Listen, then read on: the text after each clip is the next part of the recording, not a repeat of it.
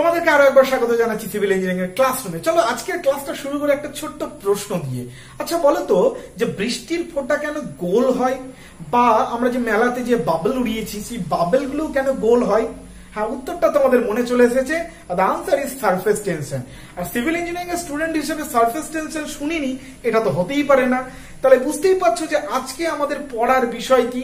হ্যাঁ, ফ্লুইড মেকানিক্সে আমরা আজকে যে লেকচারটা দেবো বা আজকে যে পড়াশোনাটা করবো সেটা হচ্ছে সারফেস টেনশন। তো সারফেস টেনশন একটা ভীষণ প্রচলিত আমাদের এই সিভিল ইঞ্জিনিয়ারিং এর বলতে পারো সাবজেক্ট বা এই ডিপার্টমেন্ট পড়াশোনার ক্ষেত্রে।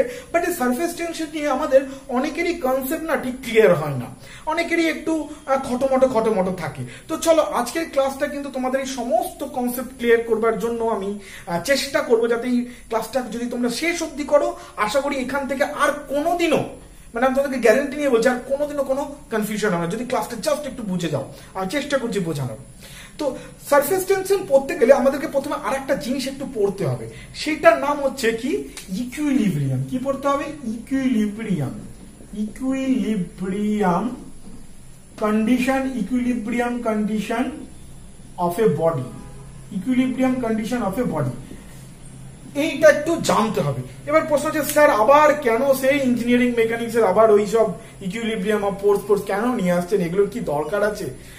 না, সেগুলো নিয়ে আসছি না, বাট এর কনসেপ্টটা খুব দরকার। এবং সত্যি কথা বলতে আমরা ইঞ্জিনিয়ারিং মেকানিক্স আমারও যেটা হয়েছিল, এইগুলো যখন পড়েছিলাম এত খিচিমিচি লেগেছিল না, ওই ইঞ্জিনিয়ারিং মেকানিক্স এর বইটা ঠিক ঢুকতো না। যাই হোক নিয়ে, বাট আমি তোমাদেরকে কিন্তু সেই জায়গাটা দেবো না, খুব ইজিলি বোঝানোর চেষ্টা করবো। What do you mean by equilibrium condition of a force? এই কথাটার পাতি কথা হচ্ছে, ধরো তুমি, এই যে আমি ধরো এবার স্থিরভাবে দাঁড়িয়ে থাকতে পারছি, তার মানে আমি স্টেবল দাঁড়িয়ে আছি। এই স্টেবল দাঁড়িয়ে থাকাটাকেই বলা হয় যে আমি ইকুইলিব্রিয়াম স্টেটে আছি। যদি আমি ইকুইলিব্রিয়াম স্টেটে না থাকতাম, মানে ধরো তোমাদের মধ্যে কেউ এসে যদি আমাকে একটা ধাক্কা দিত, তাহলে কি হতাম? তাহলে আমি হেলে পড়ে যেতাম। তাহলে এই যে যখন আমি স্টেবল দাঁড়িয়ে থাকতে পারবো না, বা ধরো আমি এখানে দাঁড়িয়ে আছি, হঠাৎ করে খুব জোরে বাতাস উঠলো, ঝড় উঠলো, তাহলে আমি দাঁড়িয়ে থাকতে পারবো না, এরকম করে হেলে যাবো। তাহলে এই যে এরকম কন্ডিশন যখন আসে, যখন আমার ওপর এমন একটা ফোর্স কাজ করছে, এমন একটা বল কাজ করছে যে আমি স্টেবল ভাবে দাঁড়িয়ে থাকতে পারছি না, এই যে কন্ডিশনটা হবে, তখন বলবো যে আমি ইকুইলিব্রিয়াম কন্ডিশনে নেই। তার মানে ইকুইলিব্রিয়াম কন্ডিশন মানে এটা, যখন সেই বস্তুটা কি বলবো স্টেবল আছে। ওকে, তার মানে ব্যাপারটা কি? ব্যাপারটা ধরো এই একটা বস্তু আছে, ধরো এটা একটা বস্তু।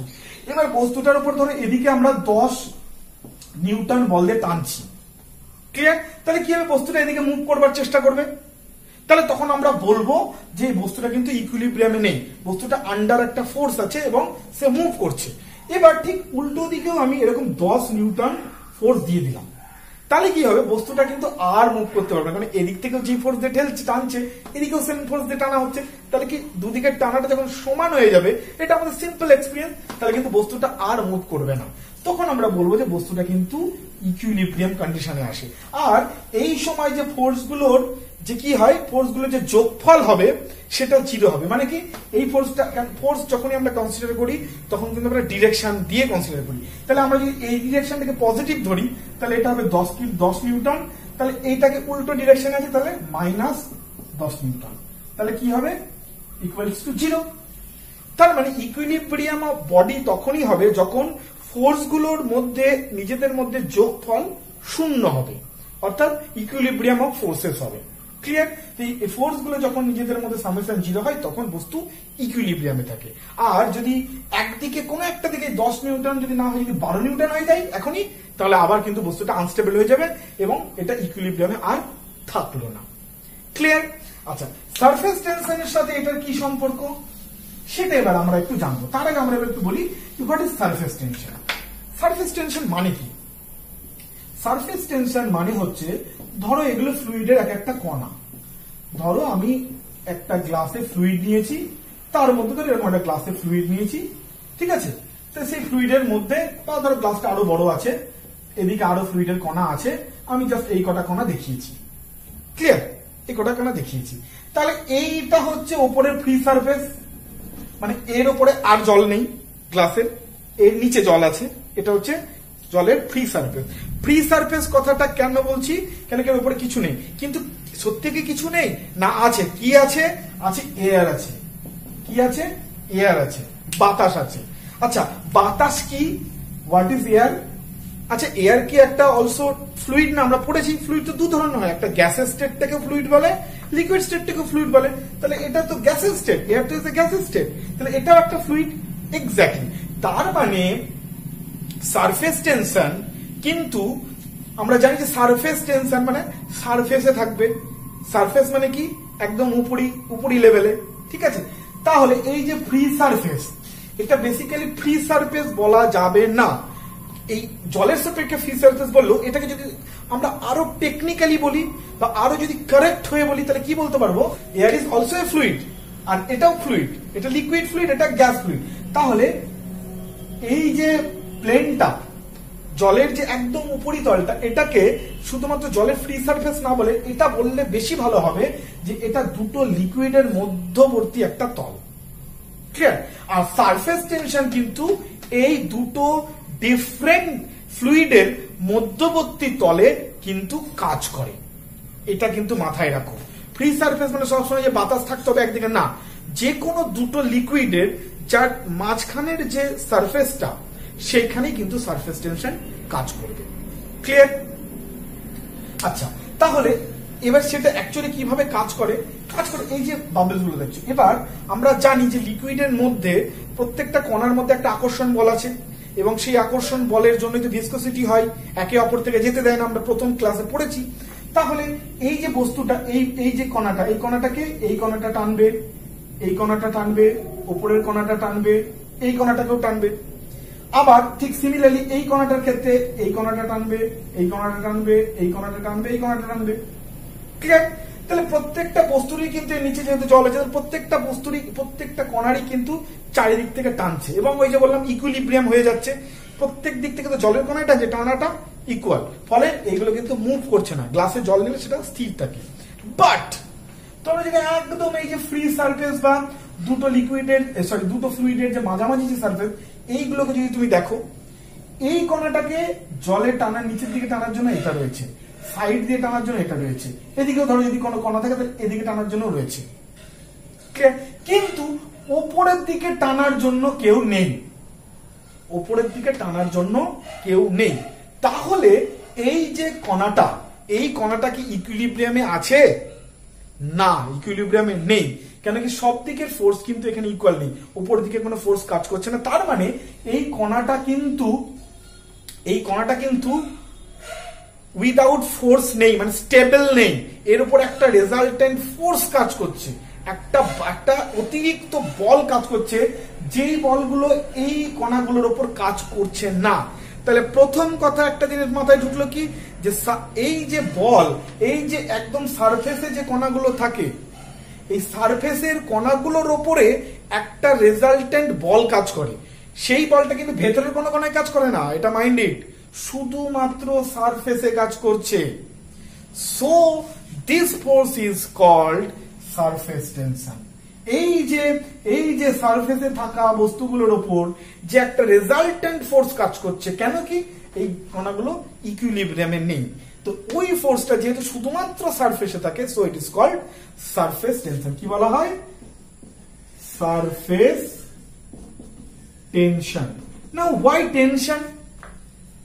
কেন টেনশন? কেন কম্প্রেশন নয়? কেন টেনশন কম্প্রেশন তো আমরা বুঝি, টেনশন মানে টানা, কম্প্রেশন মানে কম্প্রেস করা, তাই তো? Why tension? Tension because of, কারণ কি হচ্ছে, এই বস্তুটা কে নিচের দিকে টানা হচ্ছে, উপর দিকে টানার কেউ নেই, নিচের দিকে টানা হচ্ছে। তাহলে বস্তুটা কি ফিল করছে যে আমাকে কেউ টেনে নিচ্ছে এক্সট্রা করে। এই কণাটা কি, এই কণাটা ফিল করতে পারছে না, কারণ এদিকেও যা টানছে ওদিকেও তা টানছে, সবাই সব দিকে সমান টানছে, ফলে স্টেবল আছে। ও কোনো যেমন ভিড় বাসে কি হয়, সব প্রচুর যদি ভিড় থাকে তাহলে মনে হয় যে স্টেবল আছে, কিন্তু একদিকে ভিড়ে দিলে হেলে যায়, তাই তো? ঠিক এইগুলো কি, চারদিকে ভিড় আছে বলে স্টেবল আছে, কোনো অসুবিধা নেই, এদিকে যা ঠেলছে ওদিকে চাললে সেম। কিন্তু এই কণাটার ক্ষেত্রে না, এদিকে সবাই ঠেলছে বলে ও হেলে যাচ্ছে, সো এই কণাটার উপর একটা এক্সট্রা টান আছে নিচের দিকে। ওকে, নাও এবার এই যে টান জিনিসটা, ঠিক আছে, টান জিনিসটাকে তুমি মাথায় রাখো। তার আগে বলে রাখি, এই সারফেস টেনশনটাকে আমরা লিখি হচ্ছে সিগমা দিয়ে। কি দিয়ে লিখি? সিগমা। সিগমা দিয়ে আমরা এটাকে মেজার করি। আর সারফেস টেনশনের পরিমাপ করি যে একক দিয়ে, সেটা কি? ফোর্স। অবশ্যই সারফেস টেনশন ইজ একটা ফোর্স, এটা তো বুঝে গেছি। সেই ফোর্সটাকে আমরা মাপ করি কি দিয়ে? সেই ফোর্সটাকে আমরা মাপ করি পার মিটারে। এটা কিন্তু মাথায় রাখবে, সারফেস টেনশন কিন্তু আমরা মাপি পার মিটারে, অর্থাৎ নিউটন যদি এসআই পদ্ধতিতে হয় তাহলে নিউটন পার মিটার, যদি সিজিএস পদ্ধতিতে হয় তাহলে ডাইন পার সেন্টিমিটার। ক্লিয়ার? মানে force per unit length, force per unit length, এটা কিন্তু টুকে রাখো যে সিগমা বা সারফেস টেনশনকে আমরা মাপি ফোর্স পার ইউনিট লেন্থ। খুব ইম্পর্টেন্ট, এটা মাথায় ঢুকিয়ে রাখো। ওকে, এবার দেখো আমি যেহেতু বললাম যে টেনশন, এবং টেনশনটা কি সারফেসে থাকে, সারফেসে মানে কি টানে। এবার একটা জিনিস খেয়াল করে দেখো, কোন বস্তু, পৃথিবীর কোন বস্তু, মানে এটা পৃথিবীর প্রকৃতির প্রত্যেকটা বস্তুর একটা ধর্ম যে আমরা কি স্টেবল থাকতে পছন্দ করি না আনস্টেবল থাকতে পছন্দ করি? কি পছন্দ করি? অবশ্যই স্টেবল থাকতে পছন্দ করি। আমার উপর এক্সট্রা ফোর্স আসুক, আমি হেলে যাই, এটা কি পছন্দ করি? না, আমি পছন্দ করি না। আমার মতন পৃথিবীর কোনো জিনিসই পছন্দ করে না, প্রত্যেকে চায় যে ভাই স্টেবল থাকবো। ক্লিয়ার? তাই যেহেতু স্টেবল থাকাটা বস্তুর একটা কি বলবো ধরন, মানে আনস্টেবল থাকা মানে কি বস্তুর উপর একটা ফোর্স কাজ করছে, বস্তু চাই কি সেই ফোর্সটা ছেড়ে দিই, রিলিজ করে দিই, এবং আমি স্টেবল থাকি। ঠিক আছে? তার মানে বস্তুর একটা ধর্ম হচ্ছে হাই এনার্জি, মানে এই যে আমার উপর ফোর্স কাটছে মানে কি, ফোর্স কাজ করা মানে কি, তার মানে আমাকে ঠেলতে চাইছে, মানে আমার উপর একটা এনার্জি কাজ করছে। আর আমি যদি শান্ত হয়ে যাই তার মানে কি আমার উপর আর এনার্জি কাজ করছে না। কেন কি ফোর্সের সাথে যখন সরণ গুণ হবে, সরণ মানে কি ডিসপ্লেসমেন্ট যখন গুণ হবে তখন সেটা এনার্জি বা কার্যে রূপান্তরিত হয়। ক্লিয়ার? তার মানে বস্তুর বেসিক ধরন কি, আমি যতটা পারবো ভাই স্টেবল থাকবো। ধরো আমাকে কেউ ঠেলছে, আমি একটু সরে গেলাম, আমাকে ঠেলছে আর একটু সরে গেলাম, এই যে সরে সরে গিয়ে আমি স্টেবল থাকার চেষ্টা করবো। তাই এই যে কণাগুলো, এই কণাগুলো কি করবে, সারফেসের যে কণাগুলো সেগুলোর উপরে এক্সট্রা ফোর্স কাজ করে, তাই কণাগুলো চাইবে কি আমি এমন একটা যতটা সম্ভব এই ফোর্সটাকে মিনিমাইজ করে দিই। ঠিক আছে? তো সেটা কি করে করে কণাগুলো? সেটা করে এভাবে যে এই যে সারফেস, এই যে সারফেসের উপর তো সারফেসের উপর দিয়ে সারফেসেতেই আমাদের বলটা কাজ করছে, সারফেস টেনশন। তাহলে এই সারফেসটাকে যদি আমি কমিয়ে দিতে পারি তাহলে কি সারফেস টেনশনও কমে যাবে। তাহলে সারফেসটা কমানো যায় কি করে? সারফেসটা কমানো যায় যদি এটা একটা এরকম রাউন্ড শেপ হয়। আমরা এটা জ্যামিতিতে পড়েছি যে একই এই আকারের স্কোয়ারের চেয়ে শেপ কম, মানে আমাদের কি বলবো পরিধি কম কার হবে? এটার পরিধি কম, তো সার্কেলের পরিধি কম। এই স্কোয়ারের চেয়ে কি সার্কেলের পরিধি কম। ক্লিয়ার? তার মানে এই সেম মাপের, তাহলে এই যে সার্কেলের পরিধি কম মানে কি সার্কেলের সারফেসটা কম। সো এটা চাই কি যে সার্কেলের মতন শেপ নিয়ে নিই, মানে একটা স্ফেরিক্যাল শেপ নিয়ে নিই। স্ফেরিক্যাল শেপ নিলে কি হয়, সারফেসটা কমে যায় যতটা কমা সম্ভব। জিরো তো হতে পারে না, সারফেস তো থাকবেই, বাট যতটা কমা সম্ভব। তো যতটা কমা সম্ভব মানে কতটা কমা সম্ভব? একটা যদি সার্কেলের শেপ হয়ে যায় তাহলে সার্কেল পরিমাপ কমা সম্ভব। তাহলে বুঝতে পারছো এই কারণে ফ্রি যে জলের কণা হয় সেগুলো কিন্তু সব সার্কুলার ইন শেপ হয়, just because of surface tension. এবার আমি কি বলেছি, সারফেস টেনশন কোথায় থাকে? এই মাঝখানে সারফেস টেনশন থাকবে না, থাকবে না। এখানে থাকবে না, থাকবে না। সারফেস টেনশন কোথায়? শুধু সারফেস। তার মানে এই যে সারফেস টেনশন শুধুমাত্র এই পরিধিটার মধ্যেই কাজ করছে, ভেতরে কিন্তু কোথাও সারফেস টেনশন কাজ করছে না। মাথায় ঢুকিয়ে নাও, কেন বলছি, কাজে লাগবে। তাহলে পরিধির মধ্যেই শুধু কাজ করছে, ভেতরে কোথাও কাজ করছে না। ক্লিয়ার? এবার ধরো যখন এরকম একটা কন্ডিশনে ফ্লুইডটা চলে এলো, এটা ধরো বাবল তৈরি হয়ে গেল। ঠিক আছে? তাহলে বাবল যখন তৈরি হয়ে গেল তখন কি এই বাবলটা কি ফেটে যায়, ভেঙে যায়? না, ভেঙে যায় না। তখন এটা একটা ইকুইলিব্রিয়াম কন্ডিশনে চলে আসে। তাহলে ইকুইলিব্রিয়াম কন্ডিশনে কি করে আসে? এই যে এখানে যে কাজ করছে বলটা, সেই বলটা ভেতর দিকে টানছে, তাই তো? সারফেস টেনশন কি করছে, গুটিয়ে নিতে চাইছে, আর ভেতরে একটা বল কাজ করে যেটাকে বাইরের দিকে ঠেলতে চাইছে। দুটো বল যখন সমান হয়ে যায় তখনই কিন্তু এরকম একটা বাবল স্টেবল থাকে, আর যখনই সেটা সমান হয় না তখন বাবলটা ভেঙে যায়।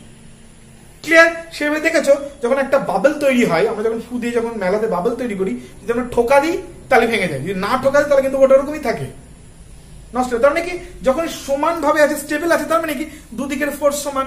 তার মানে বাইরের দিকে যে এদিকে যদি সারফেস টেনশন কাজ করে, তাহলে নিশ্চয়ই ভেতরে আরেকটা ফোর্স কাজ করছে উল্টো ডিরেকশনে, এবং দুটো সমান আছে বলেই সেটা স্টেবল আছে।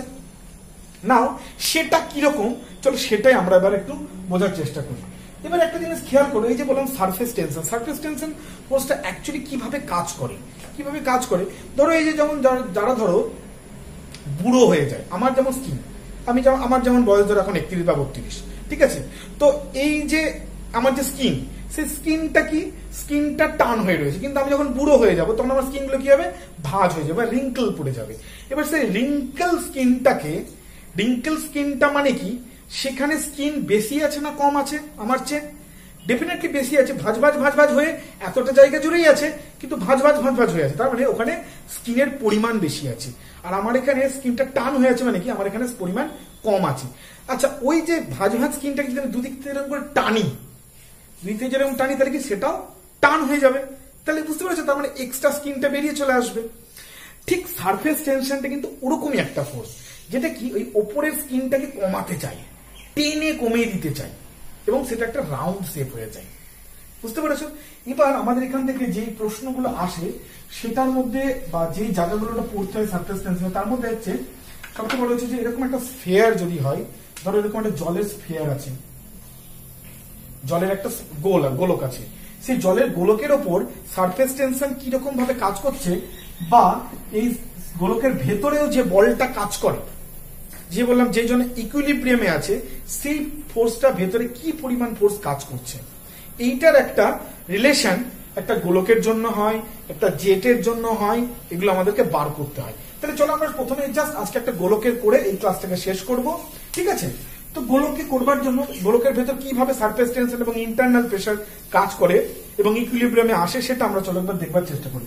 এটার জন্য কি করবো, আমরা এই গোলকটাকে মাঝখান থেকে ভাগ করে দেবো, ভাগ করে আমরা দুটো ছবি আঁকবো। চলো দেখি কিরকম করে আঁকি ছবিটা। যদি আমি খুব দারুণ আঁকতে পারি, একটু সহ্য করে নিই আমার আঁকাটাকে, ঠিক আছে?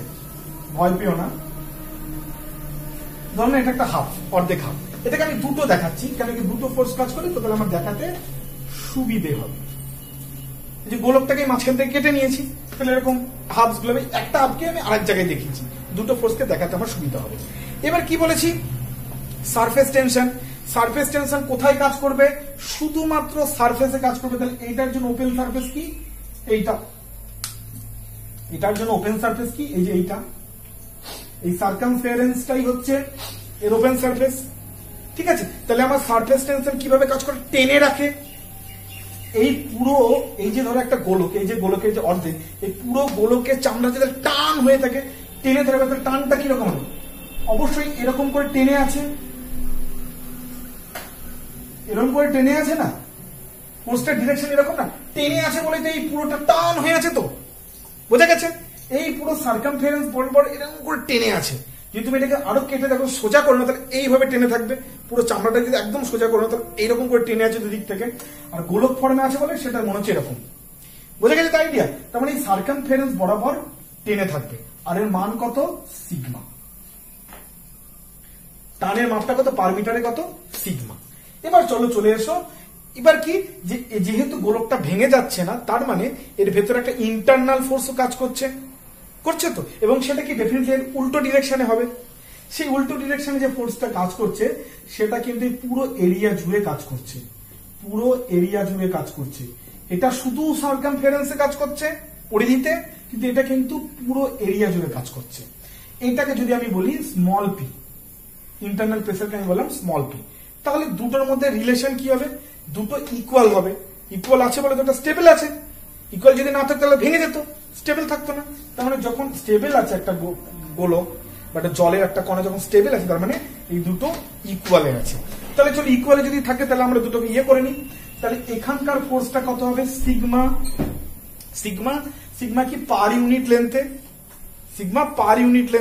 তাহলে যদি আমি দুদিকে যদি আমি টোটাল ফোর্স কাউন্ট করি, তাহলে এটা যদি পার ইউনিট লেন্থে হয়, ঠিক আছে, পার ইউনিট লেন্থে হয়, তাহলে আমরা টোটাল লেন্থটাকে যদি গুণ করে দিই, তাহলে টোটাল ফোর্সটা পেয়ে যাব। তাহলে টোটাল লেন্থ এখানে কত, একটা সার্কেলের সার্কামফারেন্স কত হয়, পাই ইন্টু ডি। আমরা জানি এটা কি হয়, পাই ইন্টু ডি, বা আর দিয়ে বলে 2 পাই আর। আর একটা এদিকে পি কাজ করছে কার উপর, পুরো এই এরিয়াটার উপর, আর এটা কি জানি আমরা, পাই ডি স্কোয়ার বাই 4, তাহলে হচ্ছে পাই ডি স্কোয়ার বাই 4। এটা প্রেসার, প্রেসারের সাথে এরিয়া গুণ হলো, আর যেহেতু এটা অলরেডি তোমার হচ্ছে ফোর্স ডিভাইডেড বাই একটা মিটার আছে পার ইউনিট মিটার, সেই জন্য শুধু একটা লেন্থ দিয়ে গুণ হলো। তাহলে দুটো ইকুয়াল হয়ে গেল। এবার ইকুয়াল হয়ে যাওয়ার পর দেখি কত আসছে, পাই কেটে গেল, পাই কেটে গেল, একটা ডি কেটে গেল, তাহলে আমাদের প্রেসার আসছে 4 into sigma by D. This is the relation. Internal pressure হচ্ছে 4 সিগমা বাই ডি। ক্লিয়ার? তাহলে এইটা কিন্তু মাথায় রেখে দাও, এটা কিন্তু আমাদের প্রশ্ন আসতে পারে এখান থেকে, বা এটা কিন্তু এই চ্যাপ্টারের main concept. So please be clear. Okay, আমি নেক্সট দিন একটা হলো সেকশনে কি করে হয়, একটা বাবল সেকশনে, আর একটা জেটে কিভাবে হয় সেটা দেখাবো। বাট এই কনসেপ্টটাই কিন্তু সেখানেও কাজে লাগবে। বলে আশা করি সারফেস টেনশনের সমস্ত কনসেপ্ট তোমাদের কাছে ক্লিয়ার হয়ে গেছে, আর আশা করি কোনো কনফিউশন নেই। তো অবশ্যই আরো একবার বলবো, যারা নতুন হচ্ছে আমার চ্যানেলটাকে সাবস্ক্রাইব করো, আমার ভিডিওগুলোকে লাইক এবং শেয়ার করো, যাতে আমি একটু উৎসাহ বর্ধিত হয় আমার। ঠিক আছে? আর আমি তো চেষ্টা করে যাচ্ছি তোমাদেরকে যতটা পারা যায় কনসেপ্ট ক্লিয়ার করবার। তো এইটুকুই আজকের ক্লাসে, আবার নেক্সট ক্লাসে দেখা হচ্ছে আর নতুন একটা টপিকের সাথে। নতুন একটা টপিক না, এই টপিকটার নেক্সট পার্টটা নিয়ে। তো ততক্ষণের জন্য আমার সাথে থাকো আর ভালো থাকো। নেক্সট ভিডিওতে আবার দেখা হচ্ছে, ততক্ষণের জন্য বাই।